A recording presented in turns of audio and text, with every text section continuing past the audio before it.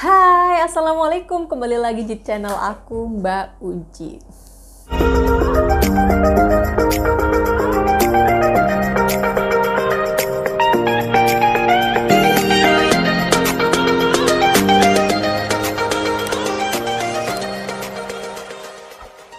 Sebenarnya aku udah pengen banget bikin video ini mengenai seperti thumbnail yang udah dibaca, mengenai tantrum. Karena aku baru bikin video ini karena memang aku baru bisa mengatasi hal ini. Jadi anak aku itu baru berhenti tantrum, jadi makanya aku baru bisa share pengalaman aku tentang mengatasi anak tantrum di video ini. Jadi tonton sampai selesai. Nah, buat parents ya, orang tua baru, orang tua muda, orang tua milenial yang baru punya anak, pasti stres banget kalau ngatasin anak tantrum. Tantrum itu apa sih? Jadi tantrum pada anak adalah kondisi di mana anak itu meluapkan emosinya dengan cara menangis, berteriak, melempar barang, bisa juga dengan guling-guling dan kelihatan marah yang lainnya. Jadi itu sebenarnya adalah proses dari perkembangan anak, dan itu sangat amat sangat wajar ya. Jadi kalau misalnya anaknya teman-teman itu mengalami tantrum, itu nggak usah khawatir, itu wajar. Tapi memang nggak wajar kalau tantrumnya terjadi setiap hari, ya kan? Karena itu bikin pusing. Walaupun udah baca berbagai artikel cara mengatasi anak tantrum, harus ini, harus itu adalah teori ya. Pada prakteknya itu sulit banget. Pengalaman aku nih ya, anak aku itu mulai tantrum dari usia 1,5 tahun. By the way, anak aku itu laki-laki. Kondisinya itu memang di rumah itu aku sendiri, maksudnya suami aku gitu kan kerjanya di luar Jawa ya, luar kota, yang intinya itu jarang ketemu sama ayahnya, jarang serumah sama ayahnya. Jadi memang kondisinya itu termasuknya orang tuanya cuma satu. Tapi di rumah memang ada, kebetulan saya masih kadang tinggal sama orang tua. Karena aku masih baru jadi orang tua, awal-awalnya tuh berusaha sabar gitu kan. Lama-lama ikut emosi gitu. Apalagi anak aku itu kalau tantrum itu bener-bener yang lama banget, gak cuma 5-10 menit, tapi sampai berjam-jam. Bikin aku kewalahan banget.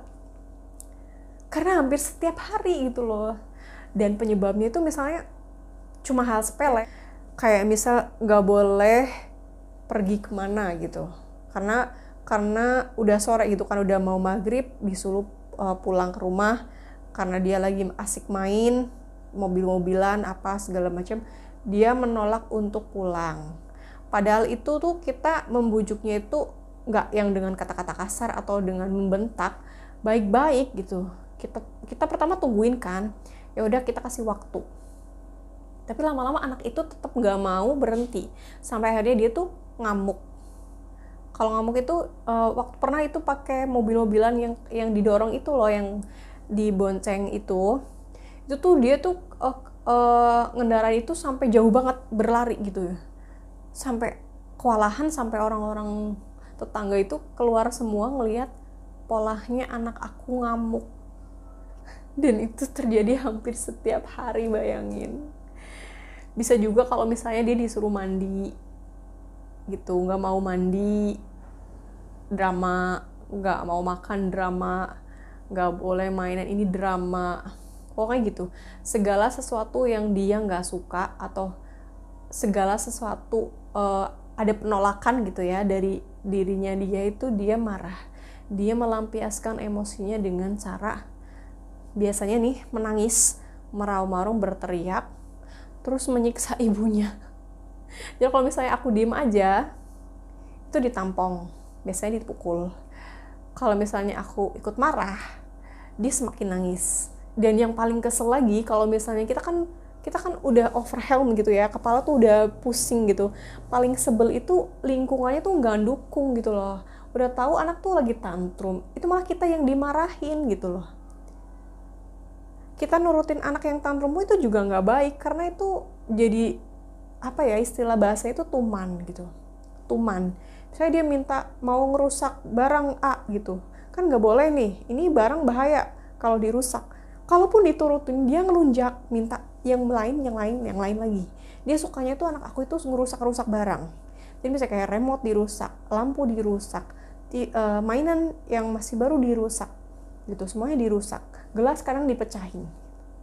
Jadi misalnya minta gelas yang itu, nanti dipecahin. Nanti kalau diturutin minta yang lainnya gitu.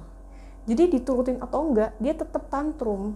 Makanya mending gak usah diturutin. Nah, kalau serumah sama orang tua gitu, mbahnya biasanya itu dibelain, ya kan? Padahal itu kita lagi berusaha banget biar enggak nurutin. Toh diturutin, anak juga tetap ngamuk. Dan itu bikin stres. Makanya pentingnya itu ketika tantrum itu sebenarnya lingkungan harusnya mendukung. Ketika kita seorang ibu ya, biasanya kalau udah overwhelmed, udah pusing, udah stres, dan udah mau ikut marah karena anaknya tantrum nih, harusnya dia dialihkan gitu. Misalnya peran seorang ayah ini penting banget, seorang suami ataupun lingkungan yang di situ kayak misalnya orang tuanya harusnya tahu nih si ibu udah ikut mau marah, biarkan si ibu tuh menyelamatkan diri gitu loh. Jadi biar dia nggak ikut marah, jangan malah dimarahin. Nanti dia semakin emosi juga, ikut emosi. Karena yang terjadi aku kayak gitu. Jadi ketika anak lagi tantrum, kita memang harus menyelamatkan diri, apalagi kalau anak itu udah sering mukul. Tapi biasanya anak aku itu yang tantrum itu kalau lagi marah maunya sama aku gitu, maunya ada aku buat pelampiasan dia gitu. Pernah juga anak aku itu marah karena habis dibentak sama mbahnya gitu, tapi meluap emosinya ke ibunya. Nah dia akhirnya ngamuk kan, tantrum lagi. Jadi kalau aku itu biasanya kalau misalnya anak udah kayak kesetanan gitu, udah tantrumnya udah parah banget, biasanya aku bawa ke kamar, aku kunci. Jadi di kamar tuh aku sama anak aku doang. Itu tapi ketika aku levelnya udah tinggi ya, maksudnya udah terlalu sering ngalamin, udah terlalu sering ngadepin, jadi udah gak terlalu terbawa emosi, jadi aku cuman nungguin dia marah gitu di dalam kamar. Kenapa aku kunci? Biar aman. Karena kalau misalnya keluar terlalu banyak orang yang ngasih nasihat tapi nggak masuk gitu loh. Nah cara ngatasinya itu selain nomor 1 itu harus sabar. Nomor 2 harus ada lingkungan yang mendukung, ya, lingkungan yang membantu. Nomor 3 kita harus bisa menyelamatkan diri dulu. Nomor 4 ini yang menurut aku berhasil ya.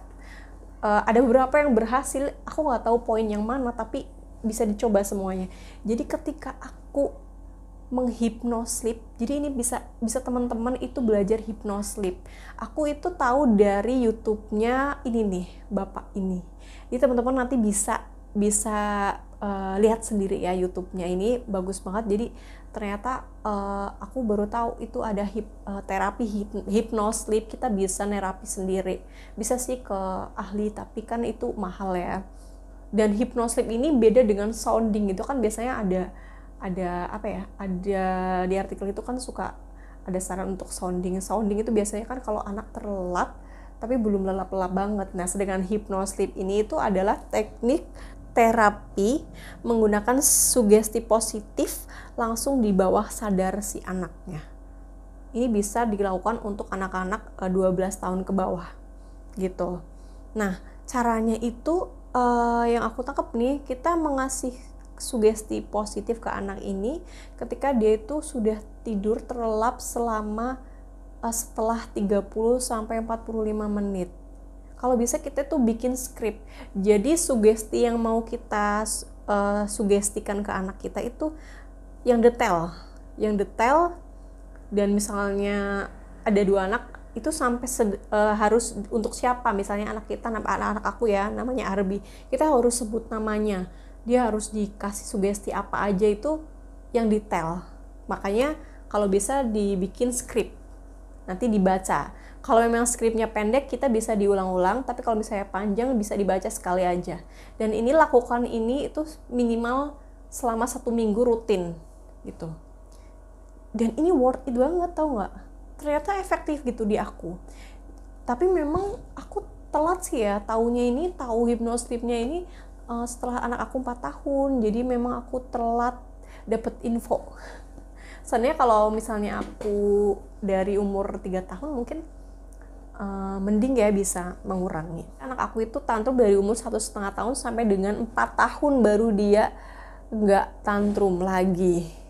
Setelah aku menghipnosleep anak aku. Gitu. Judnya bisa, mungkin ini juga salah satu penyebab anak aku nggak tantrum lagi adalah masukin dia ke sekolah. Banyak orang yang bilang ya memang anak-anak itu sekolah dini nggak masalah karena dia bisa kayak bisa membantu kehidupan sosialnya dia gitu loh. Kalau mungkin sehari-hari kan cuma sama orang tuanya, cuma sama orang rumah gitu kan. Ketika dia belajar bersosialisasi, terutama sekolah-sekolah yang mengajarkan kemandirian ya, bukan yang sekolah kita nungguin, bener-bener yang ngajarin kemandirian, itu bisa membantu sih. Karena aku lihat anak aku setelah masuk ke PAUD itu kayak banyak perubahan sih. Maksudnya yang tadinya ngamuk jadi enggak.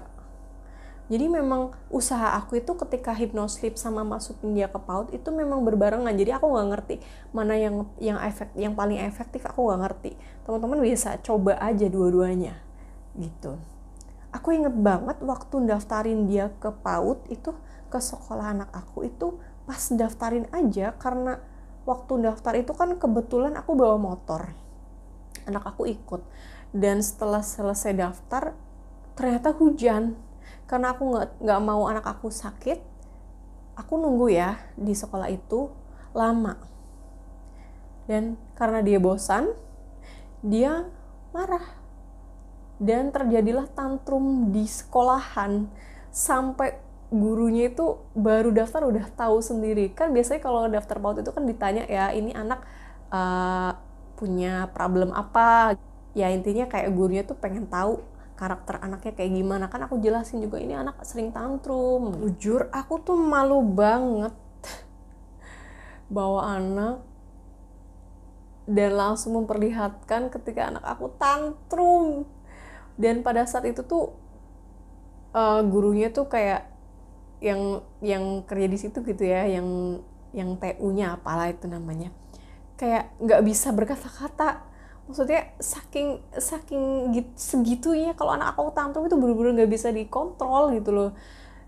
Dan yang bikin aku malu lagi itu barang-barang yang ada di situ tuh sama anak aku itu dihambur-hamburin semua, dirusak. Jadi kayak makanan itu kan ada dihidangin makanan gitu kan, ada minuman air mineral itu dibuang, terus permen ditoples dibuang, ditumpahin gitu, terus ada mainan Lego disuruh dia buang juga.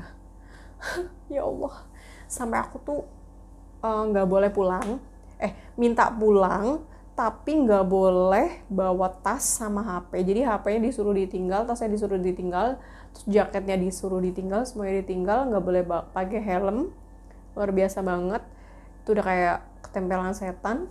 Ya kalau orang tua sih biasanya selalu nyangkut-nyangkutin ketempelan setan lah, ke apalah, itulah dan sebagainya. Ya ada beneran juga, tapi nggak selalu kayak gitu kan. Dan selama sekitar 2 jam anak aku tantrum. Sumpah malu banget. Tapi setelah masuk PAUD, udah mulai aktif sekolah gitu ya. Memang di sekolah anak aku itu memang lebih mengembangkan kayak karakter gitu ya. Jadi bener-bener kayak lebih banyak mainnya dibandingkan belajar baca nulis.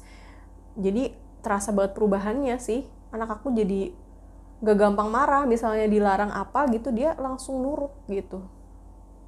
Berbarengan sama sugesti-sugesti yang aku kasih ketika dia tidur atau menerapkan terapi hypnosleep itu.